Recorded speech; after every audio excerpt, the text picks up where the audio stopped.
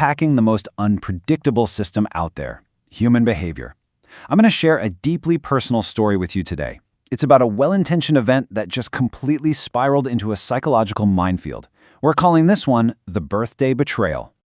Let me ask you something. Have you ever gone totally out of your way to help a friend? Like really bent over backward to solve a massive crisis for them, only to be completely betrayed in return? Oof, it's a gut punch, right? Today, we're looking at exactly this kind of situation. I wanted to hook you into this premise right away because it perfectly sets the stage for what happens when good intentions crash headfirst into a really harsh reality. It's a dynamic that happens everywhere: workplaces, families, friendships. When we give our absolute best and just get the worst thrown back at us, how do we even process that? Let's walk through exactly how this story unfolded. All right, let's start at the beginning. Phase 1, the Hong Kong visit and immigration stress. Okay, so every conflict has a starting point, right? Here's how this one kicked off. A friend of mine came out to Hong Kong to visit me specifically for my birthday. Should be a purely joyful occasion, but, well, you'll see how quickly things devolved. We start at point 1, arrival in Hong Kong. Spirits are super high, but almost immediately, boom, we hit point 2, a major issue with China immigration.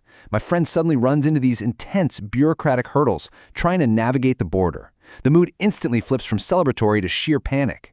Which brings us right to point 3, the argument. The stress completely boils over.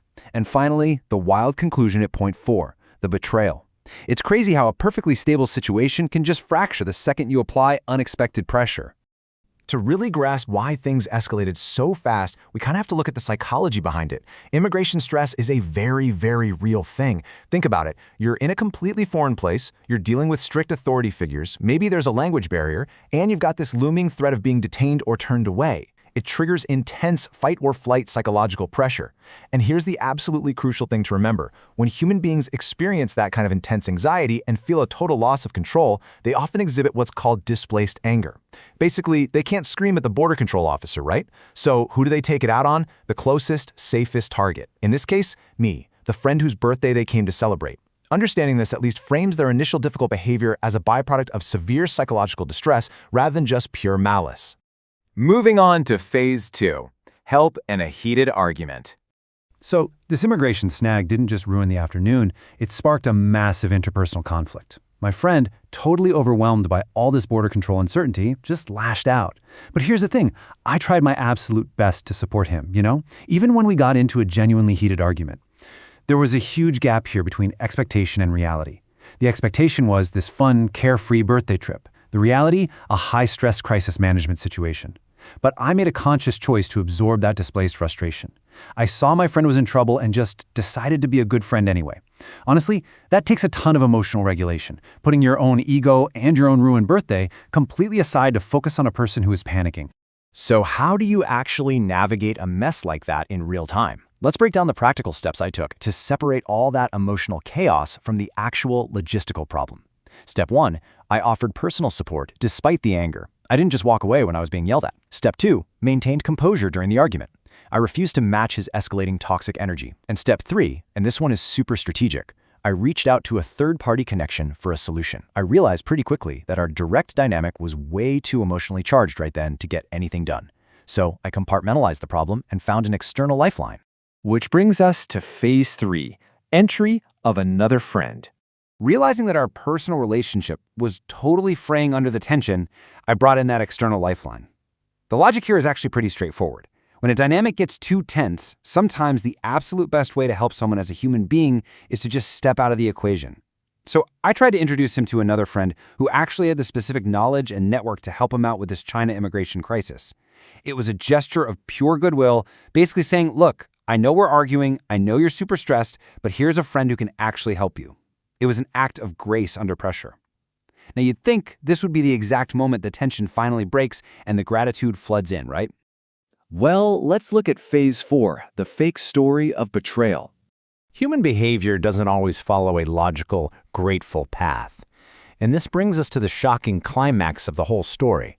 The problem actually gets solved. That external friend provides the lifeline. And how does my original friend repay me for orchestrating this rescue? Literally with a knife to the back. Behind my back, he told that new connection a completely fake story, showing me as a bad person. Instead of showing even a shred of gratitude, he spun this malicious, fabricated narrative. He used the very lifeline I gave him to triangulate against me, taking my goodwill, twisting it, and trying to ruin my reputation with this brand new person. It is just a stunning display of toxic behavior. So you have these two completely conflicting realities. On one side, the actual reality, I tried my best to help, offered support, took the displaced anger on my own birthday, and introduced a literal lifeline. And on the other side, the fake story, portraying me as this fundamentally bad person. Why on earth does this happen? Well, often when people act poorly, like lashing out over immigration stress, they feel immense internal shame. And to avoid facing that shame, their ego literally fabricates a reality where they are the victim. But to be the victim, they need a villain. And unfortunately, the person who helped them, me, became the most convenient target for that fictional narrative. Let's wrap this up with the universal takeaway: boundaries and narratives. This isn't just a story about a ruined birthday trip to Hong Kong. It's basically a masterclass in managing toxic relationships. First takeaway: stress does not excuse toxic behavior. Yes, immigration issues are terrifying for sure, but they absolutely do not give you a free pass to abuse the people helping you. Second, you cannot control the narrative others create about you. Honestly, this is a really tough pill to swallow.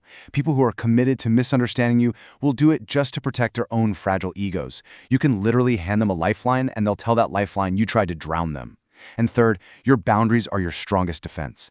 You can't control the lies people tell, but you can control your access. You control how much of your energy they get to consume. Which brings us to our final thought for today's explainer. When your absolute goodness is met with just badness, what do? Do you let it change your good nature? Do you become bitter and closed off? Or do you simply recognize the toxicity, hold your boundaries firm, and walk away with your peace completely intact? You can't control how people rewrite history, but you are absolutely the author of your own future. Reflect on your own boundaries, guys, and as always, stay curious.